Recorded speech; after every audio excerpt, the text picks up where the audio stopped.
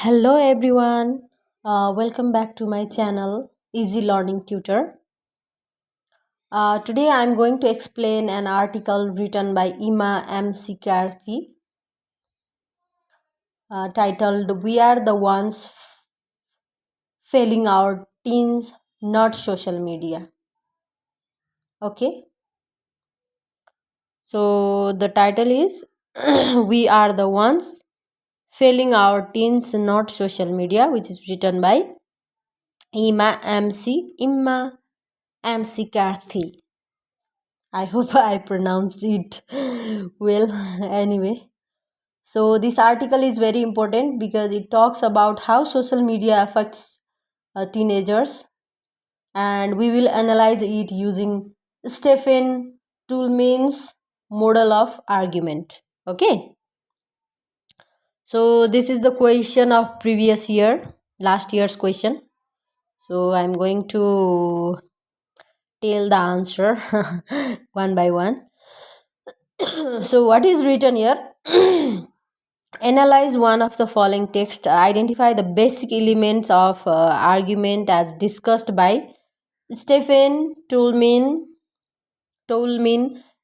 Give your critical response regarding the soundness of argument. Okay, so I'll explain step by step, just like we do in exams. Okay, but I'll use simple words. Anyway, so let's start. First, you can see your question, or you can see this paragraph one by one. I'll just tell the answer. So first one is the claim. One is claim. The main claim of the article is clear that social media itself is not the real problem. The real problem is that adults, parents, teachers, and policymakers are failing to guide and protect teenagers. Okay, it's very clear. Now number two is evidence, grounds. So it's evidence. The author supports this claim with different studies and facts. A study by Pew Research Center shows that 59% of US teens have been bullied or harassed online. Okay. And another one is a 2016 University of Glasgow study found that more social media use is linked with poor sleep quality, more anxiety, and higher depression among teens. Okay, which is mentioned here, higher level of anxiety and depression. And then in the US, many states such as Utah and Arizona have introduced law to block online pornography. Okay.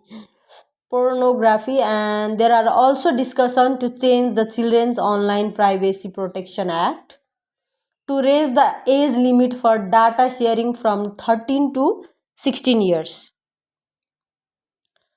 to give away their data to 16 years old from 13, which is mentioned here. Okay. Question you can see here.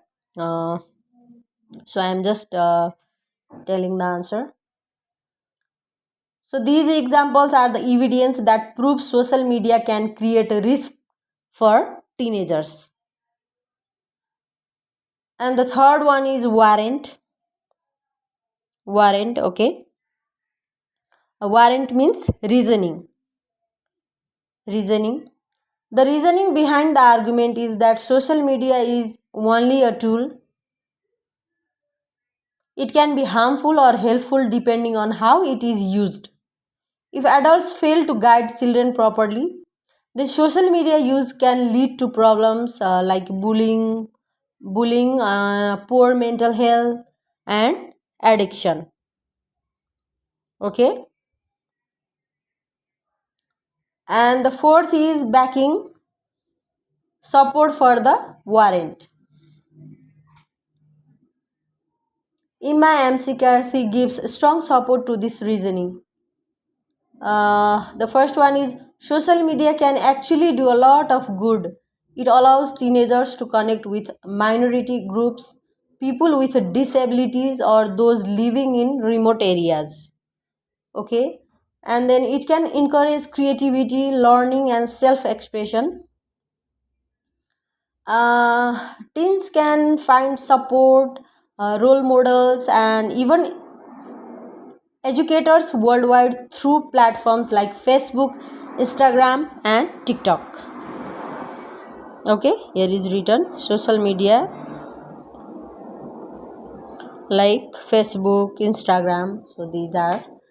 And then another one is social media companies themselves can also help, for example, by blocking hate speech, stopping harmful content, and monitoring online abuse.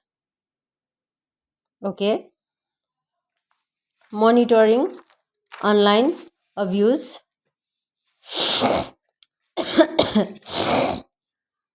Mhm. Okay, now next is the qualifier.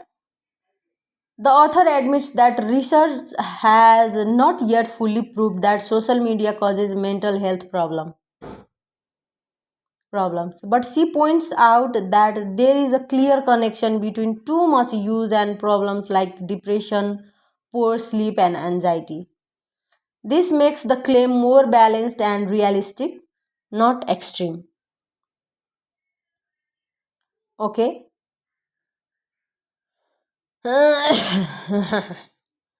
Rebuttal. Rebuttal. So, author strongly argues against the idea that restricting or banning social media will solve the problem. Laws and restrictions alone will not work. Instead, parents and teachers should have open conversation with teens, teach them about online safety, healthy boundaries, and honest relationships. Teens don't want to be treated like little kids. They want freedom, trust and guidance. Okay, and then the critical response. The critical response is now let's evaluate whether this argument is sound. Okay, so the article is strong because it uses reliable studies, real life examples, and also shows both the negative and positive sides of social media. The author does not simply blame technology but reminds us that responsibilities lies with society, parents, teachers, lawmakers, and also tech companies. At the same time, the argument could be even stronger if it included more recent data and a deeper decision of how social media companies sometimes put profit before safety. Still, overall, the argument is very logical, balanced, and convincing. So, the conclusion. To conclude, Ima MC Carthy's article shows us that the real failure is not in social media, but in how we guide our teenagers. Social media can be both harmful and helpful, but the key is how we as adults help teens use it wisely. So, okay, this is it. That's the full exam style. Okay, so the question style, question which is here. So this is the answer, and the analysis and explanation of the article as well. We are the ones failing our teens, not social media. Okay. If you found this helpful, don't forget to like, share, subscribe to my channel, Easy Learning Tutor. So this is it. Thank you for watching. Keep watching. Please share your share this video to your friends as well, so that they can also learn something from this video.